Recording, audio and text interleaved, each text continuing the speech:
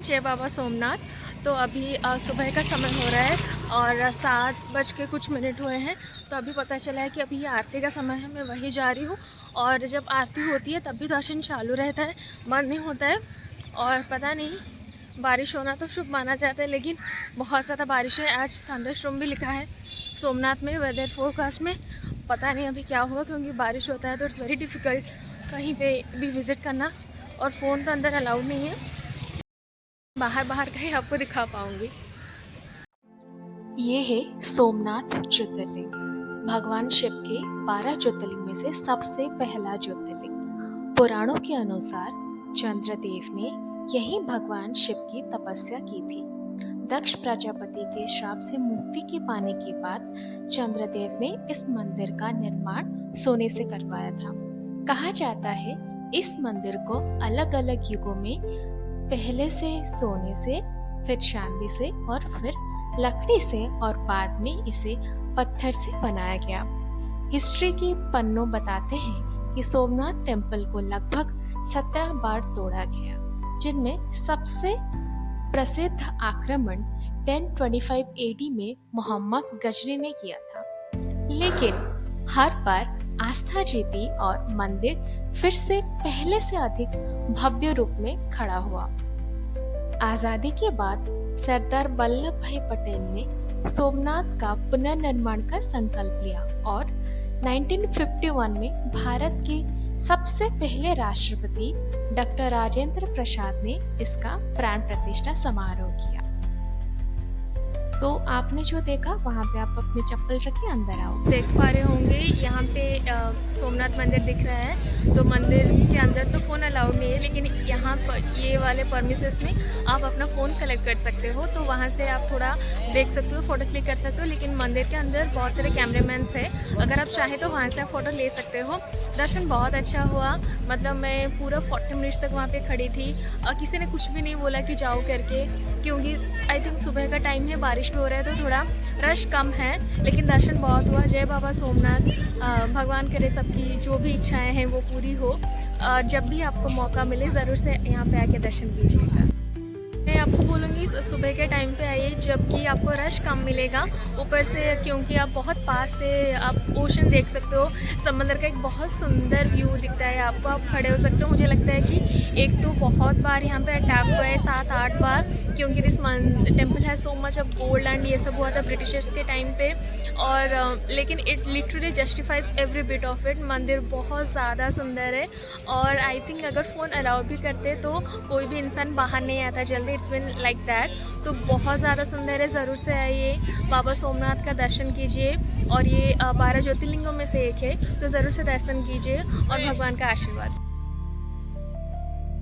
दुश्मनों ने इस मंदिर को तोड़ दिया, लेकिन भक्ति की श्रद्धा को कभी नहीं तोड़ सके। The temple stands proudly facing the endless Arabian Sea। सामने सिर्फ एक समंदर है और उसके बाद सीधा अंटार्कटिका तक कोई भूमि नहीं। इस बात को दिखाता है कि यहाँ का फेमस बना हुआ स्तंभ। सोमनाथ के पवित्र क्षेत्र में स्थित लक्ष्मी नारायण मंदिर भगवान विष्णु और माँ लक्ष्मी को समर्पित है। इस स्थान पर विष्णु भक्तों का विशेष आगमन होता है, क्योंकि माँ लक्ष्मी को धन और समृद्धि की देवी माना जाता है, जबकि नारायण जीवन की पालनहार है। उसके बाद भूख लग गई थी तो माँ आ गई थी गुजरात का फेमस नाश्ता करने। इसको फाफड़ा, खमन और उसके साथ मैंने आलू का भजिया लिया था। उसके साथ मैंने जलेबी भी ट्राई किया था, जो कि काफ़ी अच्छा था। इस राम मंदिर में भगवान श्री राम, माता सीता और लक्ष्मी जी का विराजमान है। यह मंदिर हमें रामायण के उस युग को याद दिलाता है जहाँ मर्यादा और धर्म जीवन को आधार थे। सोमनाथ एरिया में स्थित कई मंदिर की तरह ये मंदिर भी तीर्थ यात्रा का एक महत्वपूर्ण हिस्सा माना जाता है।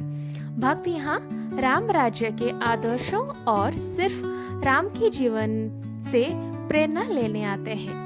यहाँ आकर एहसास होता है सच्चाई और धर्म की जीत का संदेश आज भी उतना ही अमर है जितना कि त्रेता युग में था।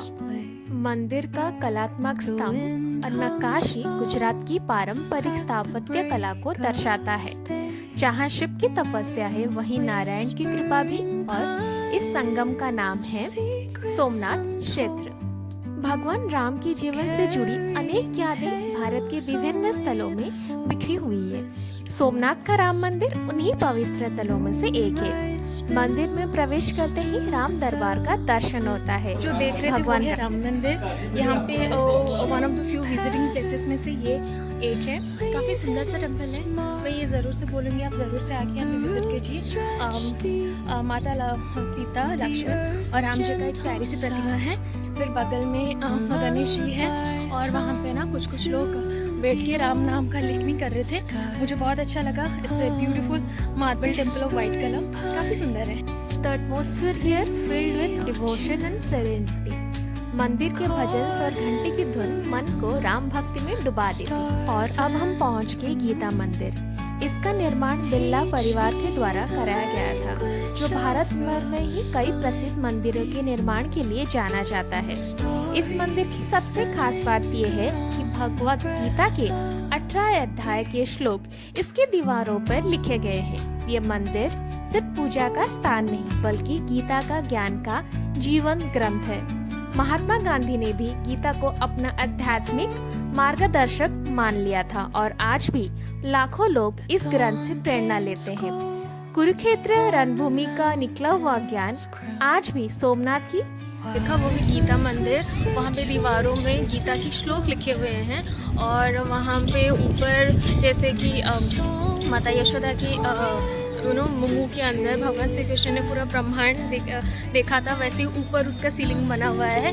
और उसके बाद वहाँ पे भगवान विष्णु के सारे अवतारों का वहाँ पे फोटो लगी हुई है, बहुत ही सुंदर है। तो this is also one of the visiting places, Gita Mandir. Kurukshetra रणभूमि की निकला हुआ ज्ञान आज भी सोमनाथ की हवाओं में गूंज रहा है। This temple is completely dedicated to the timeless teachings of Bhagavad Gita. यहाँ का लगता है जैसे कुरुक्षेत्र का ज्ञान आज भी उतना ही प्रासंगिक है जितना कि 1000 सालों के पहले था। द काम ambience encourages visitors to pause, reflect and look within themselves। जब समंदर की हवा और गीता के श्लोक एक साथ मिलते हैं तो एक अलौकिक अनुभव का जन्म होता है। अरेबियन सी के लहरों के बीच गुजरात के वेस्टर्न कोस्ट में बसा हुआ एक ऐसा धाम जिसे सिर्फ एक मंदिर नहीं बल्कि भारत में आस्था का प्रतीक माना जाता है। इतना सुंदर मंदिर जहाँ पे भगवान विष्णु के 10 अवतारों का दिखाया गया है। ये है माता लक्ष्मी और नारायण, जहाँ आपको मूर्ति देखने को मिलेगा। ये उनके अवतारों का दर्शाया हुआ छवि है। और ऊपर आप देख पाएंगे ब्रह्मांड का निर्माण, जो आपको दर्शाता है कि आप कितने छोटे हैं और ब्रह्मांड कितना बड़ा। तो ये हमको ये सिखाता है अंदर का गर्व और अहंकार उतना ही छोटा होना चाहिए जितना कि हम। जब आप बाहर आएंगे आपको एक सुंदर सा हरा भरा पार्क देखने को मिलेगा। यह अभी नया बनाया गया है। आप जाकर वहाँ पे थोड़ा बैठ सकते हैं, मेडिटेशन कर सकते हैं और इसका खूबसूरती का आप उसका आनंद ले सकते हैं। मैं भी वहाँ पे गई थी और पास में आप एक सुंदर सा झील देखोगे। वहाँ पे बहुत सारे प्राणी थे, बहुत सारे मछलियाँ थी, आप खाना भी दे सकते हो।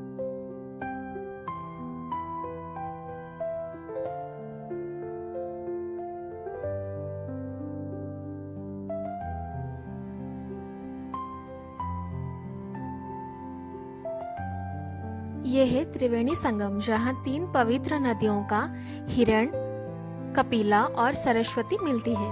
हिंदू धर्म के अनुसार यहाँ स्नान करना बहुत पवित्र माना जाता है। सुबह के समय में जब सूरज की रोशनी पानी पर पड़ती है तो पूरा घाट सोने से चमकता है। Pilgrims from across India come here seek spiritual purification and inner peace. Many believe कि यहाँ की एक डुबकी मन और आत्मा दोनों को पवित्र कर देती है। ये सिर्फ एक संगम नहीं बल्कि आस्था, श्रद्धा और मोक्ष का प्रतीक है। पुराणों के अनुसार संगम पर स्नान करने से पापों का नाश होता है और मोक्ष की प्राप्ति का मार्ग प्रशस्त होता है। कई साधु और ऋषियों ने इस भूमि पर तपस्या भी की थी। ये वही स्थान माना जाता है जहाँ उसके बाद जो आप मेरे पीछे देख रहे हैं वही त्रिवेणी संगम। तो यहाँ पे आप आइए, यहाँ का जल अपने ऊपर छिड़किए। व्यू अच्छा है, लोग मछलियों को खाना खिला रहे थे, बस यही है। एंड ये आपको आके ज़रूर से विज़िट करना चाहिए। भालका तीर्थ के निकट स्थित बाणगंगा का संबंध भी भगवान कृष्ण से जुड़ा हुआ है। लोक विश्वास के अनुसार जब कृष्ण को प्यास लगी थी तो उन्होंने अपने बाण से धरती को भेदकर जो धरा प्राप्त की थी। इसी कारण से इस पवित्र जल स्तोत्र का नाम पड़ा बाणगंगा, यानी बाण से निकली गंगा। आज भी यहाँ श्रद्धालु पवित्र जल के दर्शन करने आते हैं और कृष्ण भक्ति में लीन हो जाते हैं। जहाँ भगवान को बाण लगा था वहाँ से सिर्फ जल नहीं, आस्था की धारा निकलती है। और वहाँ पे मैंने आपको एक शिवलिंग दिखाया जो अभी डूबा हुआ है, क्योंकि टाइड बहुत ज़्यादा है, तो उसको बोलते हैं भीड़भंजन महादेव। और बगल में एक मंदिर भी बना हुआ है, आप वहाँ पे जाके दर्शन कर सकते हो। क्या होता है, अगर कभी टाइड कम होता है तो लोग जाके वहाँ पे जल भी डालते हैं, लेकिन अभी बहुत ज़्यादा है टाइड, तो मैंने बस दूर से ही देखा। अभी मैं एक एसी बस में ट्रैवल कर रही हूँ। ये आपको साइट सीइंग कराएगा, पर पर्सन 63 रुपीज़ है। और आपको मंदिर के ट्रस्ट की तरफ से भी मिल जाएगा, वो पर पर्सन 50 रुपीज़ है। लेकिन मंदिर का जो ट्रस्ट का बस है वो 2 बार रन करता है, जैसे कि सुबह 8 बजे और 10 बजे, लेकिन ये बस हर 1 घंटे में रन करता है। तो ये आपको मंदिर के सामने से ही मिल जाएगा। दिस इज़ एसी बस, क्योंकि गुजरात में बहुत ज़्यादा ह्यूमिडिटी होती है, बहुत गर्मी है। अभी मौसम थोड़ा क्लाउडी टाइप का है, बारिश का मौसम है, फिर भी मुझे बहुत ज़्यादा गर्मी है, क्योंकि ओशन के बहुत पास में है, तो बहुत स्टिकी से आपको फील होगा। आप कितनी बार भी नहा लो। तो आई विल सजेस्ट, अगर आप गर्मी के सीज़न में आ रहे हो या फिर ऐसे भी आ रहे हो, और for the AC bus auto लेते हो पूरा साइट सीइंग करने के लिए, तो एक दिन का वो 500 to 600 लेगा। अगर आप टैक्सी लेते हो तो उसका 1500 लगता है। लेकिन बहुत ज़्यादा टाइम नहीं लगेगा। हर जगह पे आप 5 to 10 मिनट्स रह सकते हो, क्योंकि मैं वीडियो बनाती हूँ तो मुझे थोड़ा समय लगता है, लाइक 15 to 20 मिनट्स। लेकिन अगर आप 10-15 मिनट भी लेते हो फ़ोटो क्लिक करने के लिए, वीडियो बनाने के लिए, दैट इज़ इनफ। तो आपके आधे दिन के अंदर सोमनाथ का दर्शन और जितने कि आसपास के साइट सीइंग वाले जगह है, आपका सारा खत्म हो जाएगा। ये है भालका तीर्थ। भगवान श्री कृष्ण ने पृथ्वी अवतारों से जुड़ी सबसे महत्वपूर्ण जगहों में से एक। महाभारत और भगवत पुराणों के अनुसार द्वारका छोड़ने के बाद कृष्ण यहाँ विश्राम करने के लिए आए थे और वो वृक्ष के नीचे लेटे हुए थे। शिकारी जरा ने उनके चरणों को हिरण समझकर तीर चला दिया। जब जरा को अपनी गलती का एहसास हुआ तब भगवान कृष्ण ने उसे क्षमा कर दिया। इसी घटना के बाद कृष्ण ने अपना मानव अवतार त्याग कर वैकुंठ की यात्रा की। यह सिर्फ एक तीर की कहानी नहीं, एक युग का संपन्न और नए युग की शुरुआत का एक कहानी है।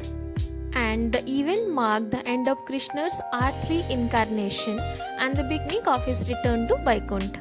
आज यहाँ एक सुंदर मंदिर और कृष्ण जी का प्रतिमा स्थापित है। जब आप इस स्थान पर खड़े होते हैं तो महाभारत के अंतिम अध्यायों जैसे आंखों के सामने जीवित हो उठते हैं। ये जगह हमें याद दिलाती है कि हर अवतार का एक उद्देश्य होता है और हर यात्रा का एक अंतिम पड़ाव। यहाँ की शांति और पवित्रता दिल को गहरा स्पर्श कर लेती है।